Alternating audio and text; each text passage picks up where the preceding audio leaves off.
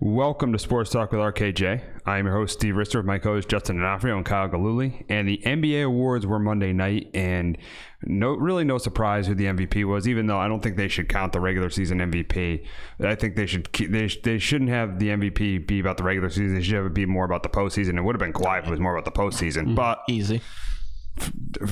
But because Giannis had the best numbers in the regular season, he won his first MVP. Even though he's not a top 3 player in the game and he's not the best player in the game, still, he is the MVP of the league this year.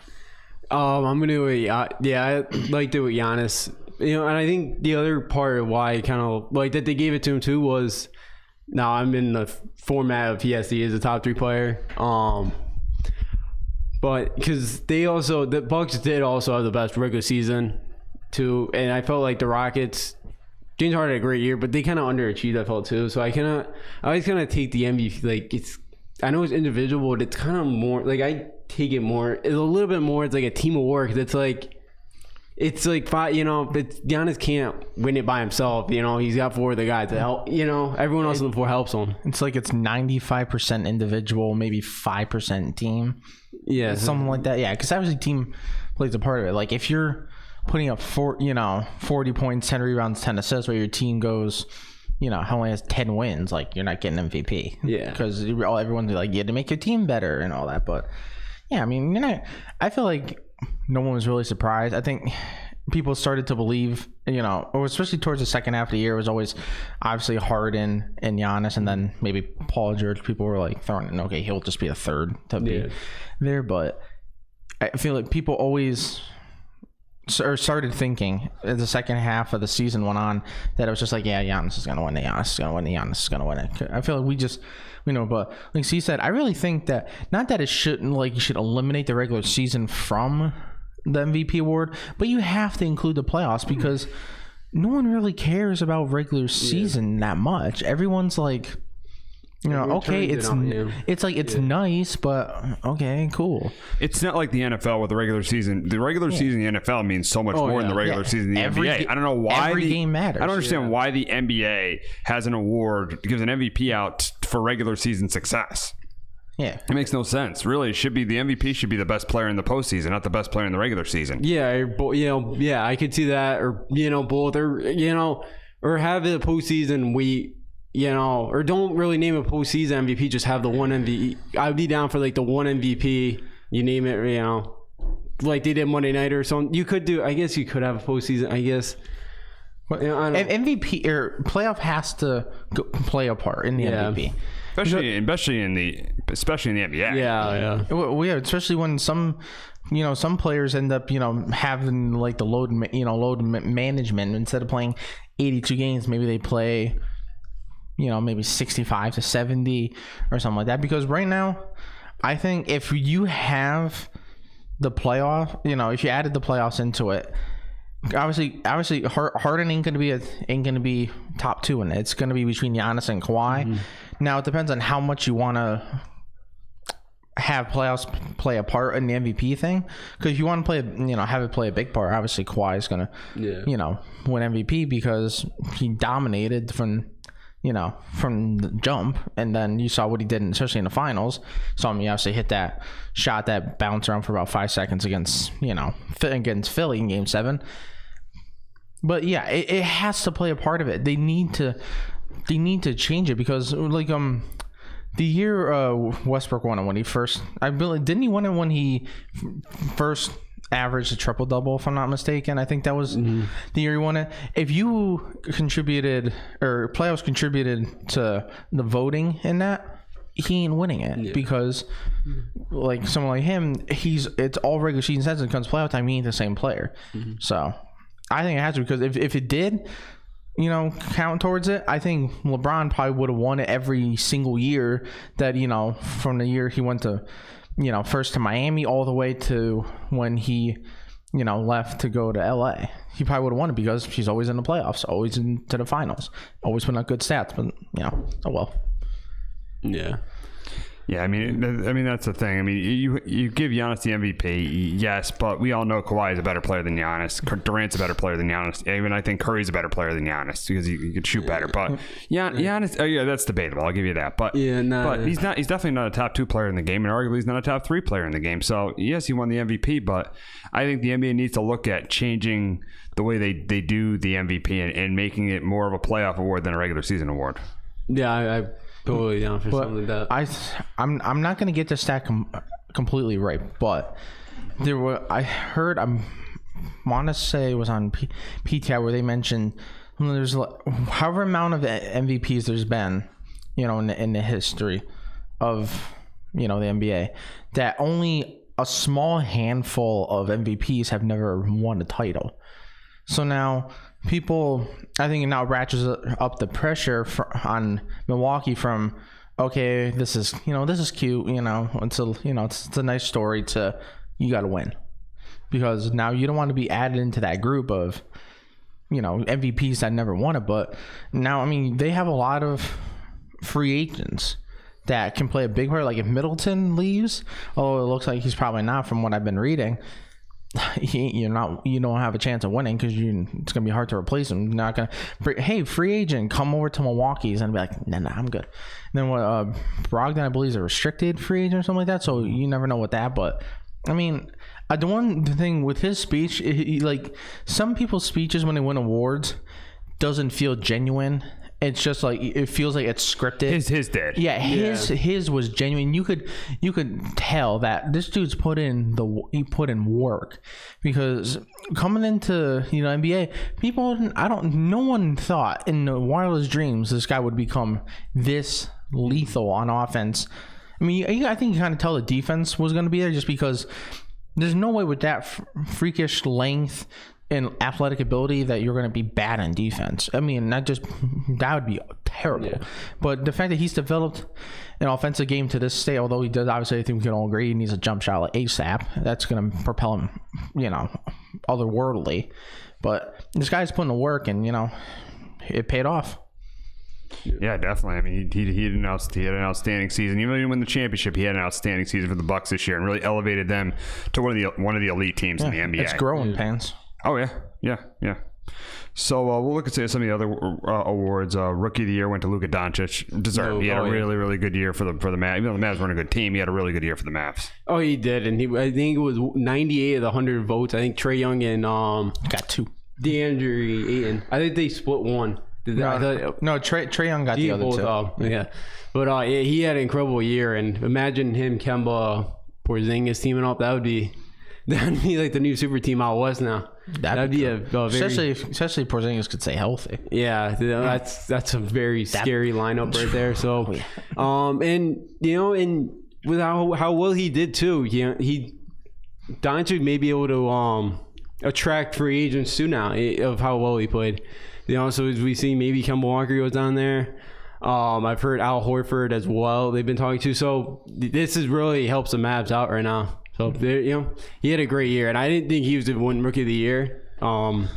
He was the guy I was hoping the Kings were going to stay away from, but we have Fox anyway, and Hield, so I still like he had Bagley, but I didn't think he was going to be this. I thought Doncic was going to struggle, but I was wrong on that. I think what helped him was the fact that he played against pros overseas. It's not NCAA, Joe Schmo college putting up 40 about every game. This guy played went up against legitimate pros, and I think he has the confidence too of, he's only 19. He feels like he has the confidence of a guy that's been in the league 6-7 years. He has that personality of wanting, it's kind of like what's a personality that Zion has, in terms of people want to play for him, want to play with him, because he's just so energetic. He seems like he genuinely loves the game, and he legitimately has fun. The fact that the size that he has, the dude can obviously pass, the dude can shoot, he can drive. There's really nothing the guy can do. And the fact that in Dallas you have him, Porzingis, like next year, that's going to be scary just by itself. And like you said, if they added Kemba, that's scary. That's especially with Golden State, being on a redshirt year. that they could be right there, for a title, trying to win the West. But I mean, I think this might be one of the most obvious awards that there was. Because, I mean, yeah, Trae Young had a good second half of the year, but the first half, was a little hit and miss. So I think this award was, you could have put a unanimous. I think you easily could have. Oh, definitely. Absolutely. Lou Williams wins Sixth Man of the Year. Rudy Gobert wins Defensive Player of the Year. And Pascal Siakam was Most Improved. Rudy Gobert, a really good defensive player. That's no surprise there. Siakam was really improved. Big reason why the Raptors were as good as they were. They needed that number 2 guy outside of Kawhi, and he was their second best player. So, yeah, I remember game 1, he had 34 points. And you got Lou Williams. He's always been a sixth man coming off the bench for whatever team he's been on for years in the NBA. Yeah, Gobert, great defender. That Utah team, no more offense. Team's really, really good. Siakam, being a Kings fan, I was hoping Fox was going to win Most Improved Player, but Siakam definitely deserved it. I was hoping maybe Fox makes, some miracle, but Siakam had a great improved season. And you could see in the playoffs and the finals, if Siakam didn't have a great game, they didn't really win games because they needed help for Kawhi. So yeah, he was the number 2 guy for the Raptors. And Lou Williams seems like he wins this award every year.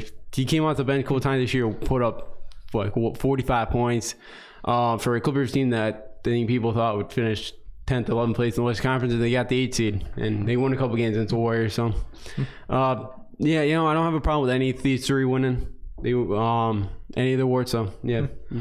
I feel like that if the Sixth Man Award. Yeah, it should be like renamed to first it should have been renamed to like the Jamal Crawford Award, 'cause he seemed like it was one. Now Lou Williams seemed like he took over for him because it seemed like they're always winning the award. I think Gobert, I think it could have been him. Maybe you could have thrown like Giannis's name into potential for that, but I mean I don't think you can really argue with Gobert. I mean, unfortunately, like his offensive game ain't to his level as defensive game, but he just changes shots so much. Even if he's not getting the blocks, he's changing, the changing arc shot, and they very easily could miss it because the dude is just put him in the paint. It's going to be rough scoring against him. Like, not that you can eliminate it completely, but the fact that now you can play up on them and start guarding like the mid-range jump shot or the 3-pointer, and that if they get by you have Gobert. That's such a level of comfort behind it that.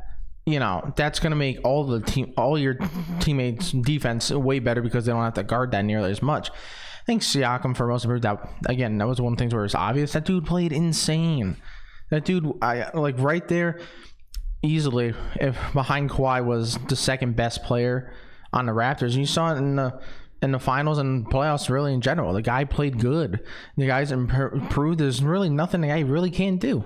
In fact, he's only going to get better. If Kawhi stays with the Raptors, Siakam gets better with this, like Lowry, Van Vliet, and all the other, people that they have coming off that bench. I mean, that team's only going to get better. You got, him growing into... because right now it seems like for Siakam, sky's the limit. He can only get better. And you had that with Kawhi, who's, you could easily argue he's the best player in the game right now. Good luck, Eastern Conference. And moving on to Kawhi Leonard, we'll talk about the NBA free agents. He is going to be the most coveted free agent out there on the market. And, I mean, I think it's down to 2 places for him. He either goes to Toronto or I think he signs with the Clippers. Because you see those billboards in LA, they want him to come. So I think it's between those 2 teams. I think, the Clippers started to build something pretty good this year, getting into the playoffs, and they're ready to land a superstar. And for the Raptors, this is big. If they could sign Kawhi to a supermax deal, they're going to be obviously a championship contender for years to come. He's arguably the best player in the game, but he's definitely top 2 with him and Durant right now. Yeah, Kawhi, I think Toronto won the title, and I think now he's got it. I think he's going to stay, and I think they lost maybe in the Eastern Conference Final, maybe the finals. Maybe he walks away, but now I don't see him leaving. I'd be shocked if I see him leave for LA. I know that's his home. I know he's from California and all that. I just see no way. I heard there's a rumor he has bought a house in Toronto, which, I think he also has a house in LA too. I think San Diego. Yeah. I think. Or somewhere in California. Somewhere, yeah. But I cannot see him leaving Toronto now, and that team's gonna run the East for years. Them in Milwaukee, you'll see them in the Eastern Conference Finals for years to come. I think I'm right there with you. I think not that it has to, but it should be Toronto, because if you went to the Clippers, they would very easily become a top team in the West and potentially have a very good chance of winning a championship next year. But the reason I would just say it has to be Toronto is the fact that every team, like Boston, like I'm saying, if there's a big team, New York has that area up there. The Knicks, they're diehard fans there. Boston obviously has the New England area and all that. The California teams, LA teams have their area, and Miami has Miami. Toronto has a whole. It's all of Canada. No U.S. based team has all of the U.S. of A. behind them. They all have their own little individual groups. There's a big portion that hates a lot of every team. Like a lot of people in the U.S. hate Boston. A lot of people at the Knicks, so on and so forth. Everyone's rooting for you in Toronto. Or in Canada, everyone's rooting for you. You have such a fan base behind you that it's just, why would you leave that? You won a championship for them. You are now beloved forever there, and that you can keep growing that legacy, and you will become a god there if you stayed. And I don't see why, because that team's loading, like you said right now. They're going to be right there with them and the Bucks probably for next 4 or 5 years, however long his contract is that he signed, if he ends up staying. But I don't see why you would want to leave Toronto. I don't see it. Yeah, you just want a championship there. I mean, and they're going to be a good team for a really long time. And if he's there, they're going to be a contender for a really long time. Talking about the other guy that didn't play in the NBA Finals, but was on a team that was in the NBA Finals, is Kevin Durant. He's obviously a free agent, but I'm thinking with him, he might resign with the Warriors, but again, I think it's the Clippers, the Knicks, two of those teams right there that have the best shot at landing Kevin Durant. Yeah, I think one of those two teams. I heard the Warriors would give him like a redshirt year. They give him like 4 years until max or something. They want to give him, but I heard that's something he'd rather go somewhere else. Of what I'm hearing, but it's hard. I think and he's definitely still worth the money. But I think he'd definitely still be worth it with the Achilles. Who knows what happens with him? Hopefully he comes back strong. We've seen it. Guys. We've seen it with Hayward with the ankle this year, that he's kind of a shadow of himself. But you hope for the best for him, and I think it would be. I just don't see the Knicks getting anybody. I see him going maybe to the Clippers. I don't see the Knicks getting. They haven't been able to. They just seem such a dysfunctional organization. I don't see the Knicks being able to land him. Yeah, I mean, why would you want to go to the Knicks other than to have the the stardom, to have being the biggest city in the whole world, or sorry, in the whole US of A. Other than that, I don't understand why, because you're James Dolan's your owner. Why would you want to play for him? Like, there's no sense of stability there. It's just it'd be a terrible mess. Like, if you went to a team like let's say like the Clippers. If he went there, he always had the thing of he wants to be better than LeBron. What's a better chance to be better than LeBron than to be in LeBron's own building and, knock him off there, win a title there in his own building? Like, that seems like it'd be I would definitely choose the Clippers over the Knicks. I wouldn't even, the Nets, no, I would not do that. Like, please, for the love of God, don't go there. Honestly, if I'm him, stay with the Warriors. Why not? You're gonna after this season, I'm pretty sure Kawhi's gonna stay, because I don't see why he'd leave.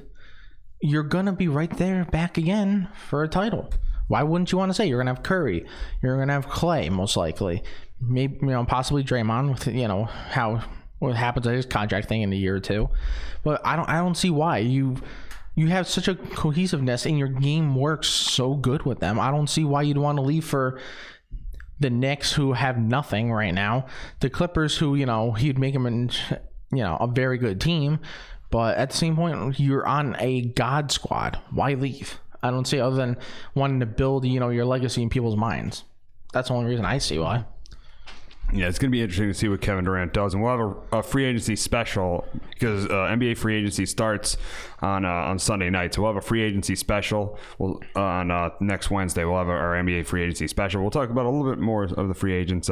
Kyrie Irving, I think he's going to the Nets. I think this is pretty obvious. Signing with Jay-Z. I think the Nets are going to end up getting rid of D'Angelo, not matching he's a restricted free agent. They're not going to match that offer for D'Angelo Russell. I think that Kyrie Irving is going to the Nets. I think this one's pretty obvious. Yeah, I think he's doing the Nets, and I don't see Russell coming back because they're both. I think they're both guys that want the ball at all times. I don't see them the chemistry not going to be there. So I think it's a better terrible. fit. Yeah, that Russell probably not going to be there next year, but Kyrie, that one's an obvious one. As a Celtics fan, bye. Because you'll miss him though. No, you'll miss, dude. You're gonna miss him. No, we won't, because is he better in certain points in the playoff? Yes, like obviously you need a bucket. He's maybe one of the top 3 players to just give me a bucket now. But that team, talent wise, better with him. Yes, actually on the court, better with him. I'd say no. It doesn't work with him. It's one of those things where the scheme and the fit, it just does not work with him. You saw 2 years ago when he was down and they made that run multiple loss to the Cavs. The team worked better without him. You saw it this year. I feel like the team worked better without him. There was just it just did not fit for some reason. Every time they were on the court, it just seemed like they were butting heads, or like him and with the coach or just with the other players. I feel like when he came back, it kind of stunted the growth a little bit of Tatum and Jaylen Brown, that he doesn't like to move the ball the way that the team did when they had Rozier there in the playoffs. The ball was moving around. It doesn't really stick with him. He's a fantastic ISO player. I'm getting that. No one can really stop him. This time, the NBA nowadays, that doesn't really work. In spots, it will work. Consistently, I don't think it's gonna work. So I'm happy. I'm happy to see him go. Sign some other people that we need. Kyle. It's not gonna. I don't think it's gonna work long term. If he stayed, I just don't see it working, because it's not that he's terrible, because obviously no one's gonna deny Kyrie's good. Everyone knows that. It's just not a fit. It doesn't work with him. If it was more of an offense where he was allowed to do that, yes. It doesn't work. It is what it is. Here's the thing with Kyrie. He's a top 10 player in the game, but you can't win with him. Like Russell Westbrook, you can't win a championship with him as your best player. Yeah, absolutely. Problem is, right now the Celtics don't have a player that is better than him. You need Tatum down the road if he develops, Brown possibly, but right now they don't have. That's the only issue, and there's really no way for them to get another player that is better, because they're not getting. They have no chance. Kawhi, Clay ain't coming here. Any of the other people aren't coming here, so it's not going to work. He's a fantastic number 2. He ain't a 1. It's not it. Gotcha. So look at some of the other free agents. You got Kemba. Where I'm not sure where he's going to go. He's loyal. I think him going to New York. Yeah, I don't know why the Knicks aren't talking about him. Because James Dolan is. He's a Knicks, I can't say Knicks fan. He's from the Bronx. He loves playing at Madison Square Garden. He's right in front of you. Him in Madison Square Garden, when he plays other places, he's very, very good. He plays in Madison Square Garden. Wow, I just completely butchered that word. That dude just turned into a god. I don't. It's college basketball though. It's not. Yeah. No, he still plays well there when he was at Charlotte. He's had some good games. Even when it comes March time in the NBA, it's like he's back. It's like he's back. It's like it just turns. I don't know what it is with him. He's good. And the thing is the fact that he puts up numbers and he doesn't have the ego. Yeah, it seems like. It's shocking that Justin knows about how well he plays at the Garden with Charlotte. It's shocking. We know Justin probably follows every single one of those games. I got to watch Kemba when I can. I don't buy League Pass. Well, I saw when supposedly they were thinking Dallas maybe or Boston. I don't saw because I saw a thing with Boston is what's the word they use? I think a stealth suitor. If that's apparently a thing now. But I think if let's just say he ended up going to Boston. Again, is he better player than Kyrie? No. Is he a better scheme fit for Boston than Kyrie? Absolutely. 1,000%. I think this team would be better with Kemba than it would be with Kyrie. Just because, personally, scheme fit. But he's going to get paid because the dude's insanely good. Yeah. So I don't know where if I'm him, listen, the team drafted you, they put faith in you. That's nice. The team ain't doing a thing. Like, I understand you're going to have to sacrifice money. I understand that it's tough to sacrifice however many millions of dollars that dude's going to have to if he went to another team. But is it worth... The thing he has to ask himself, is that money worth staying and be a perennial loser? Maybe you might make the playoffs one day or one season and be a nice story and then, get smoked. But... Is that money worth it? Other than, is it worth doing that? Other than maybe, let's say, go to Boston, have maybe a chance to win a title, or if you went to New York or something like that. I would rather have him. If I'm advising him, that's what I'd ask him. Is that money worth it? Make the decision. Yeah, I think he's very loyal to Charlotte. He's now teammates with Jeremy Lamb, who he was in college. So yeah, his loyalty to Charlotte, I think, and it seems like he kind of wants to go back there. We said he was willing to take. Yeah. Willing to take a discount. So and your owner is Michael Jordan too. So you are kind of your bonds are kind of you're starstruck every single time Michael Jordan comes in the room and you're like, so that's Michael. I wouldn't be surprised, and I don't really care where he lands. I guess because it's like I think he'll be a good player anywhere. I hope one day, he gets a shot to win a title. That's all I'm kind of hoping for him. I just don't want to see a player of his caliber, kind of someone like Bradley Beal with the Wizards, someone that is a very, very good player, and not a great player though. Yeah, you still want to see him struggle, like on a team that's not that he's personally going to struggle, but the team he's on is going to struggle, and you really have no chance to do a thing. Every year, the team's not going to be able to, win a championship. They might make the playoffs, maybe, and then get, smacked, 4-0, 4-1 or whatever. But you want to see someone of that guy, especially a dude that seems like from the outside is one of the nicest guys there. Like I said, he seems like he doesn't have an ego at all. He's one of those point guards that's willing to pass. He's not just shoot him first. It's team first mentality, it feels like. So I mean, like I said, if I'm if I'm in his inner circle, this is the one question I'm going to ask him. Giving up however much money it would have to be if he left, is that worth being in Charlotte and being a perennial loser, or would you rather have a chance to win a title?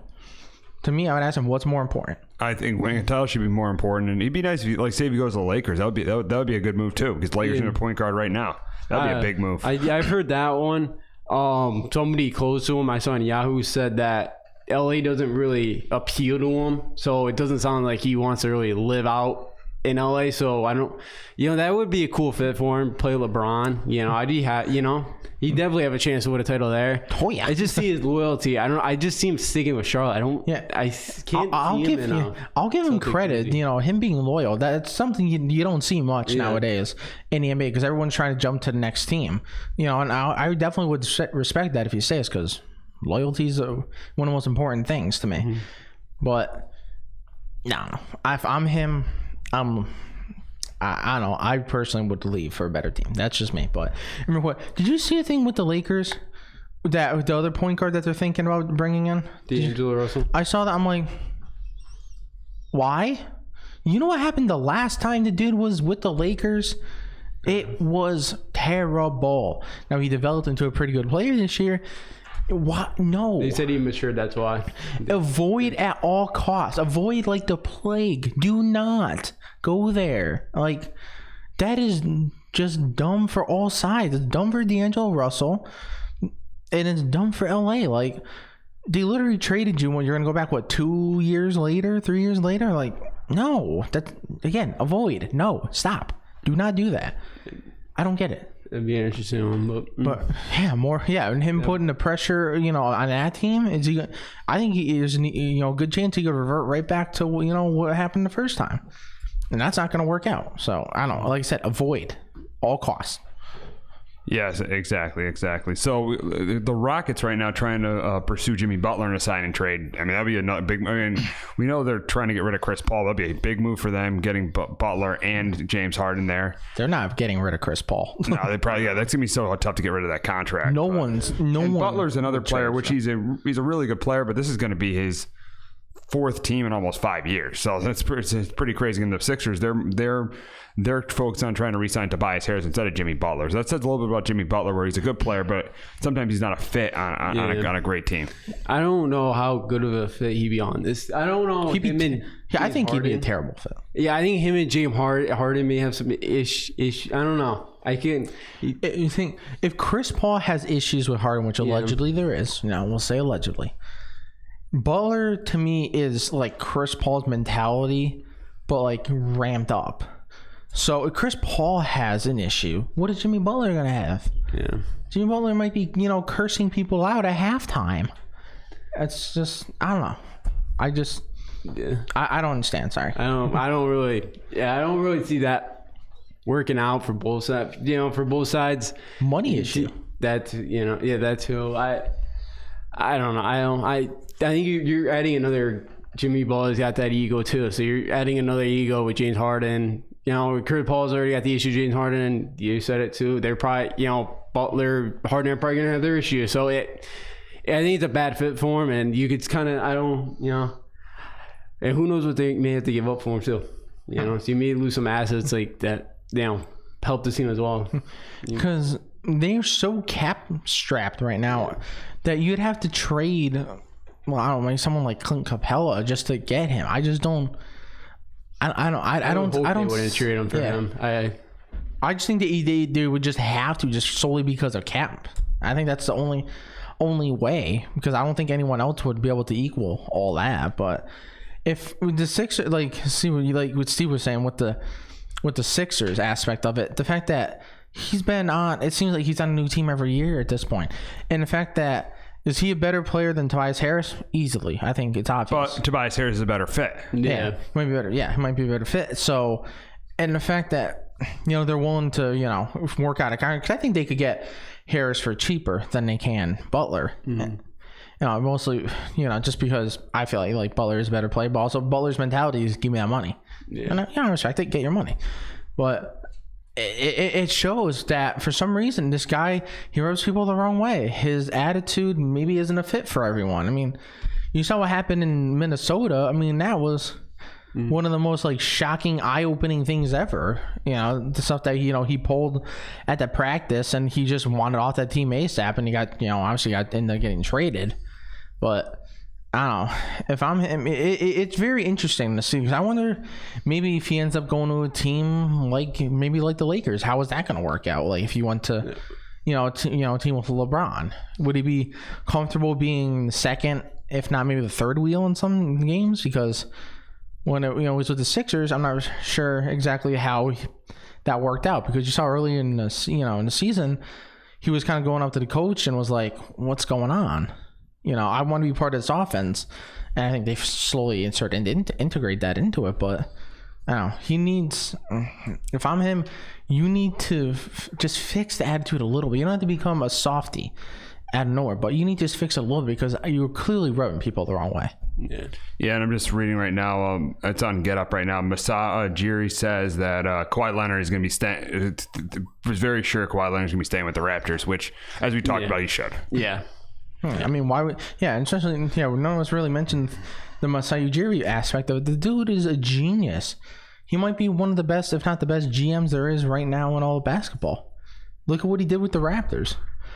I think at least half of the Raptors fans, but when they made the trade for, DeRozan, or when they traded DeRozan for Kawhi, there were so many fans that were so against it because they just loved DeMar DeRozan. It won them a title. It was a year rental, possibly, for a chance to win a title. And now it looks like, they won the title, and it looks like a very good chance for them to keep it. That was one of the best moves, I think, in NBA history, right there. Yes, absolutely. Yeah, trading Kawhi Leonard from the Spurs to the Raptors, it was a great move. And if they can get that max deal done, it would be an outstanding move. It would be a franchise changing move because you remember the Raptors, they were the team that couldn't get past LeBron. LeBron leaves the Eastern Conference. They had the chance to be the best team, and they seized the opportunity by getting Kawhi Leonard, and they won the championship. And they were also the team that seemed like they could never keep a superstar. I mean, remember Vince Carter? Vince Carter, left. Tracy McGrady, left. If you want to consider Chris Bosh a superstar, it's a lesser version of Chris Bosh, too. Yeah, remember when he left, too. Yeah, very, very sure. And, the fact that you're now able to, not that it's not a big market, because obviously it's all of Canada, but I feel like in the U.S. people don't consider it a big market, and people need to realize with all of Canada behind, the Raptors and especially Masai Ujiri, that's a bona fide team that I feel like could possibly get, bigger name players down the line. Absolutely. So this is going to be Justin's portion of the program. So Uconn is thinking about moving back to the Big East from the AAC. There's rumors that it could happen, and there's a meeting tomorrow, right, about it? Today they're both with the board of trustees today. Tomorrow they're supposed to meet with the Big East at Madison Square Garden at noon to officially announce them. So oh wow, they announced it's supposed to be tomorrow. Yep. Crazy. So this would be a good move really good move for the basketball program, because they've struggled in the AAC, and a big reason they have is because of recruiting. They have not been able to get the recruits they were able to get when they were in the Big East. So if they could get to the Big East and get into this conference, and it'd be huge for the tournament. Imagine the tournament at the Garden now. And now the thing is, you don't have Syracuse, so UConn will definitely be the home team, because there's a bunch of Catholic schools that don't have huge fan bases. There's not a public school in the Big East. Even St. John's and Seton Hall, they're both private schools. They don't have the fan base that UConn has. If UConn gets to that tournament, they will clearly be the home team. And we know Justin will be, regardless if UConn's there, Justin will be there from like Wednesday to Saturday. I wanted to go to the old Big East tournament when it was Tuesday to Saturday. That seems like so fun. I would love to go next year, but I know those tickets are out of this world probably. But it's so great for them to get back there. And the turning point of them, why they left the American, is with the new TV deal of what the American had is now they made a deal. ESPN and the AAC made a deal with ESPN Plus. So that means SNY wouldn't have been able to host any of their TV games for football, men's basketball, or women's basketball. And that, I think, was the deciding, drew the line for UConn, because as we know, all the, none of the women's games would be on, which would, get the fan base kind of upset. None of the men's non-conference games would be on. So, and I think that was a turning point for UConn. And I think that's the big reason why they're leaving. And the other reason this is kind of, and I saw this guy too, he was an analyst, and he said that UConn should leave because you should save the basketball program before they die, because the football program is already dead. Yeah, like it makes a lot of sense, and it's like, because the football, they're probably gonna get stuck in the independents now, which it could hurt, because the scheduling now is very tough to make 12 games out of that. Because they're not Notre Dame, you can't find all these Power 5 teams to play every year and do home and homes. But I am very excited, because I'm tired of watching them play UCF and East Carolina, Tulane, and be mediocre. This was a team 5 years, like even the year they won the national title, I think they were like, I think they were like a 5 or 6 seed too. So it's like they weren't even. Actually, I think they were talking about the one with Kemba, right? No, the one with Shabazz. I think they were a 6 seed. There might have been a 7, because I think and I think comments because I think it was them versus Kentucky in the finals. I think it was like a 7 versus 8 or something like that. But even if they were a 6, I think in the conference in the conference tournament they were a 6 seed. I think so. They were mediocre the year they won it. So I'm very excited to see them play. Again, Villanova, Georgetown, St. John's, Seton Hall, Providence. It's going to help the Big East tournament too, because I've heard it's kind of been down the last couple of years. So St. John's fans don't really care. They're okay still. Because it doesn't have the luster and the shine of the old Big East tournament. People back, early 2090s, people loved that. That was one of the big it's probably the biggest tournament and a whole college basketball, right? Right. It's probably right behind the NCAA tournament. Yeah, because there was all the big name people, coaches, the teams, players, the big name players who seemed like they were all in the Big East. Yeah, and now it's all Kentucky, Duke. Yeah, and I remember I went to the 2011 Big East championship game. I think there was 14 or 15,000 Uconn fans. There's like 1,000 Louisville, maybe 2,000 neutral. So Uconn's to be owning that Garden next March, but not next March, the March after. Yeah, the March after. I just want this year to get over with so we can get back there. And I heard too that they extended the season tickets deadline too, because I heard this week they've been backloaded with people wanting tickets now. So the energy's starting to come back in stores, which is good. And I'm hoping their first Big East game is going to be like a Saturday night against Villanova at Gamp. I would hope their first Big East games against one of the old Providence. I'm kind of hoping Saturday night at Gamp will be great. But yeah, a lot of excitement. I'm happy for him. Hurley said he was going to get them in there. I probably wasn't all Hurley's doing. Gino hasn't been happy with the American. So their program's been taking a hit too. Yeah, because look at what happened. Yeah, the competition. They get to the Final Four. They've always lost 3 years in a row because they're beating teams by 45 every night, and they're not used to be playing. Their starters aren't used to play 40. You get teams like Notre Dame and Baylor. They're used to playing tough games.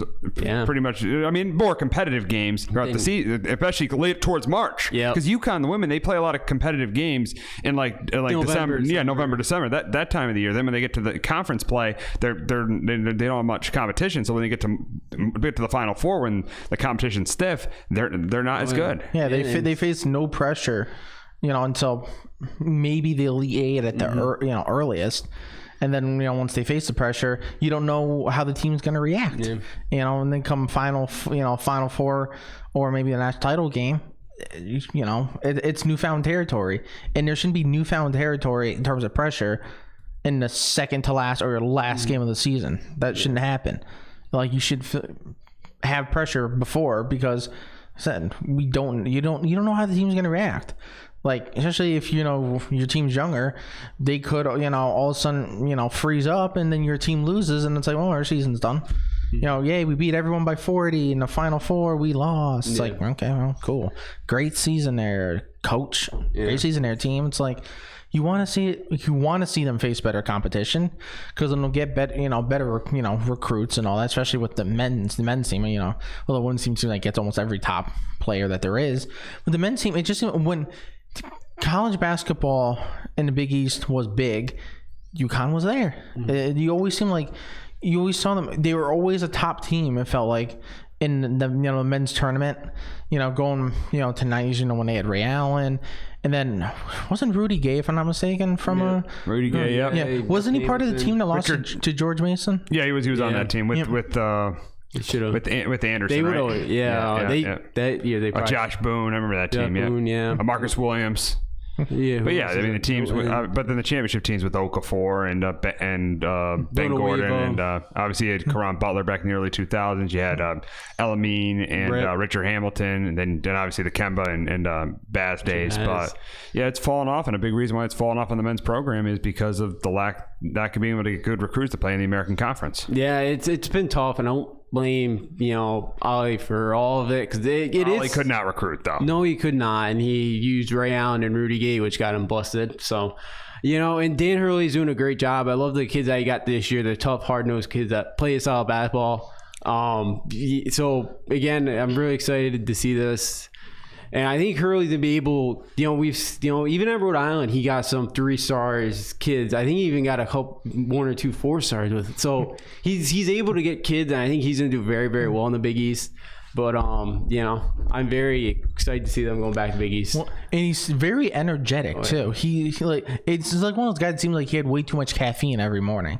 But that's kind of that college spirit too. But because when you're thinking in the past 3 to 5 years, let's say, in UConn's coming to your door, and you're a top 30 recruit, let's say top 30, maybe even top 50. Why? I mean, I love UConn. When they do better, I'm happy. Why would you want to go to UConn when you have a chance, let's say, to go to Duke, Kentucky, anywhere. Really, that's one of the top schools. That's like you guys said, the reason why UConn doesn't get any top players anymore. Like those top players that that we all name off, so many of them are went to the NBA and had pretty good careers. Yeah. I mean, who's an NBA player that they've had after that? 2011? No, sorry, 13. Yeah, the Shabazz. one.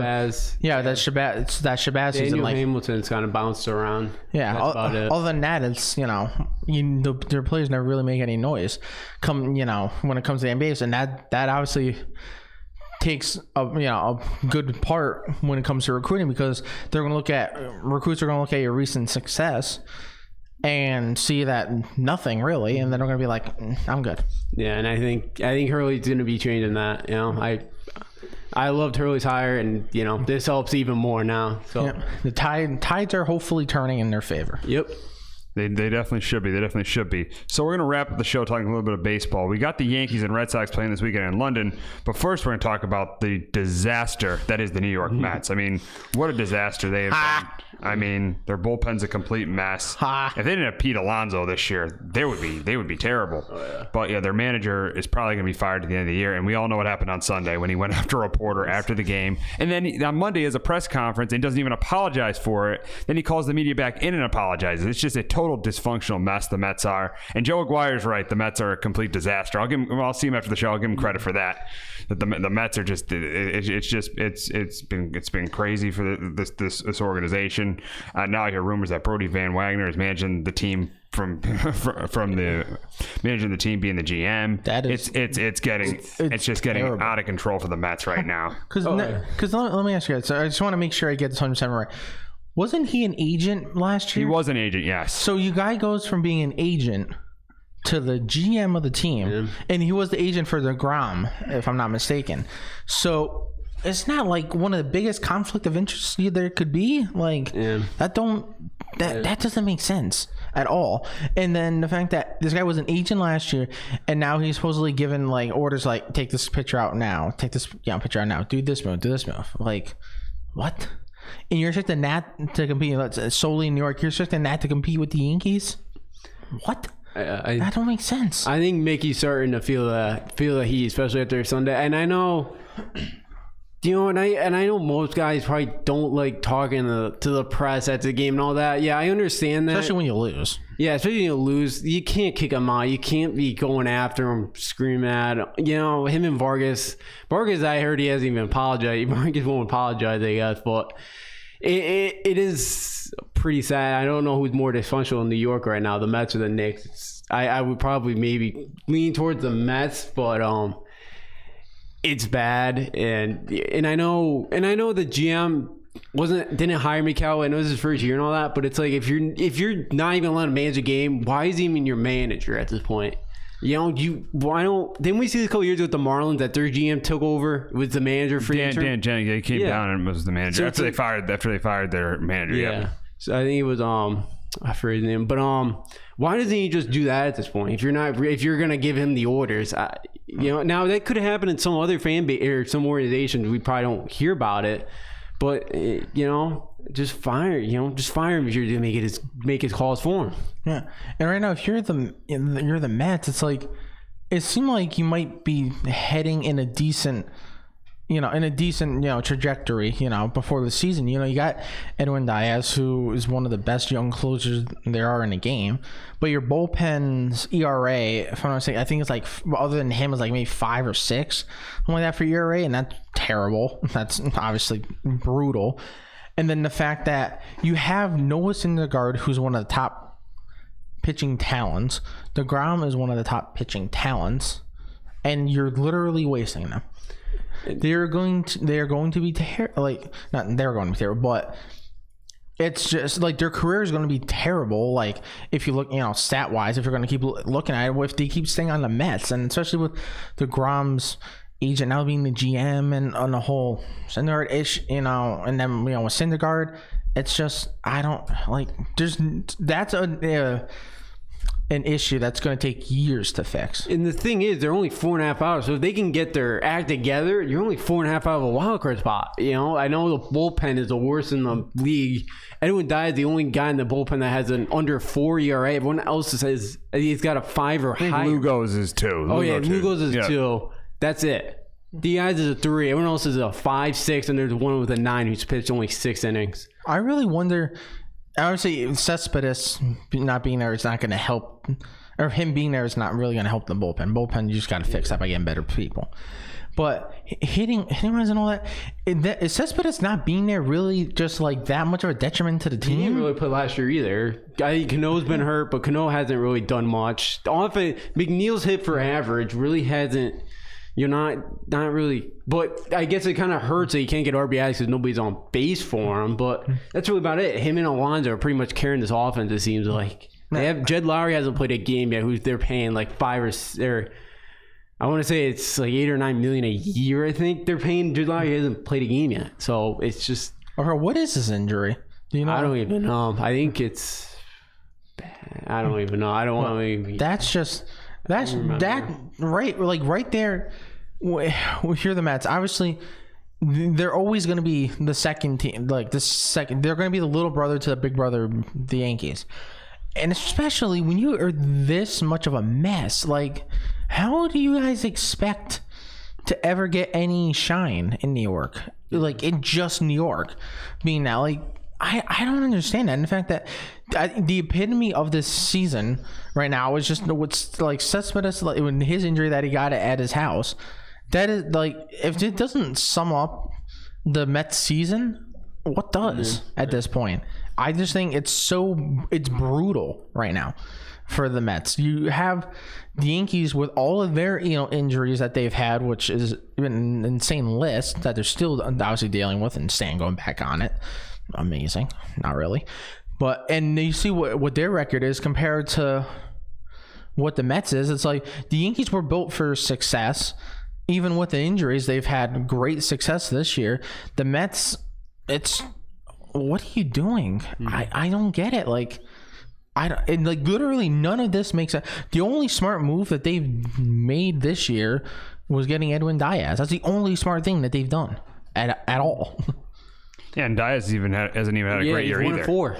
He's won 4 games. He's blown 3 saves too. Yeah. He hasn't had the year he had last year in Seattle. Yeah. Maybe pressure of New York ain't for him. I don't know. No, yeah. But I mean, he's been good. He just hasn't been as great as he was with the Mariners last year. So we'll talk about the big series this weekend in London. We got the Yankees and the Red Sox. I mean, this will be interesting. I mean, obviously I'm at a wedding this week, so I won't be able to see much of how the stadium is. But you guys will probably be watching the series. Yeah, I got to do Sunday's game. You should just watch it at the wedding, just to be like, listen, it's the Yankees game. I'm not getting married, so yeah. Exactly. It's fine. Actually, one aspect that I'm very going to be interesting to see what figures out is I know it's a sell and everything, but 90% of those seats are white, I hear. So if these seats aren't filled, or if we got a blowout coming up, like late in the game or something, those seats are white. How do the batters see this ball? Because that could come in to maybe a little bit of effect. Who knows? But I think for a Yankees standpoint, you could bury the Red Sox this weekend. They're up 8 with the game today. Both teams are playing at 1 today. You could arguably maybe have a 10. If you sweep them this weekend, Boston lose today, Yankees win today, you could be up 11 games going back home. You could pretty much bury the Red Sox and make them have to get a wild card to get in. Yeah. And it's huge. And the Red Sox have stunk at home. They're 2 games over 500 at home. They've been a better team away from Fenway, which is crazy because they were so good last year. You can pretty much bury them. And now, who knows what Stanton's status is at. And you miss Chris Sale and David Price too. You got Eduardo and Rick Porcello. Porcello's been better.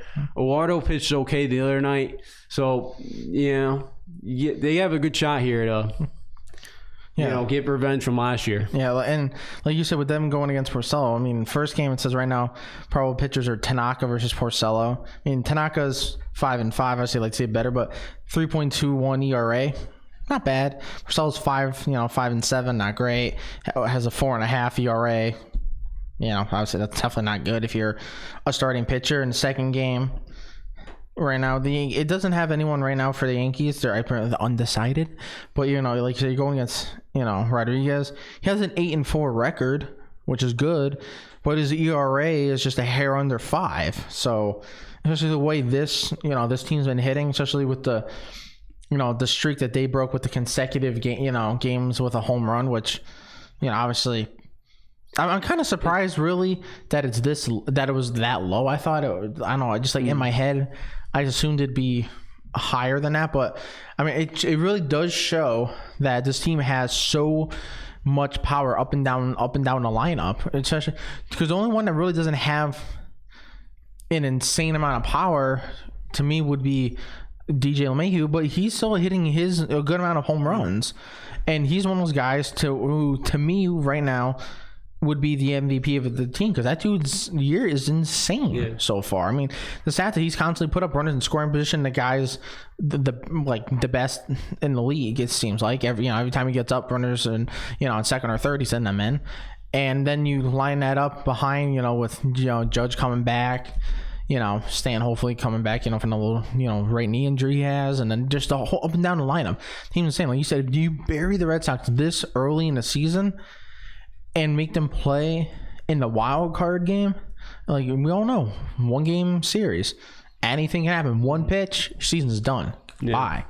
And especially with a team that has that level of hitting like the the Red Sox, they have obviously one of the best hitters in the game with JD Martinez and Mookie Betts.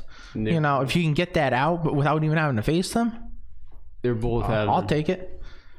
I mean, you're down years. Yeah, I mean, and if you don't have to play, obviously, I would love for the Yankees to knock out the Red Sox in the playoffs every year. Yeah, I would love that all day, every day. But if you don't have to face those two hitters, I'll sign up for that too. And when you go back to home runs quickly, dead center it's 385, and down the line it's both 330. So dead center 385. That is short. So.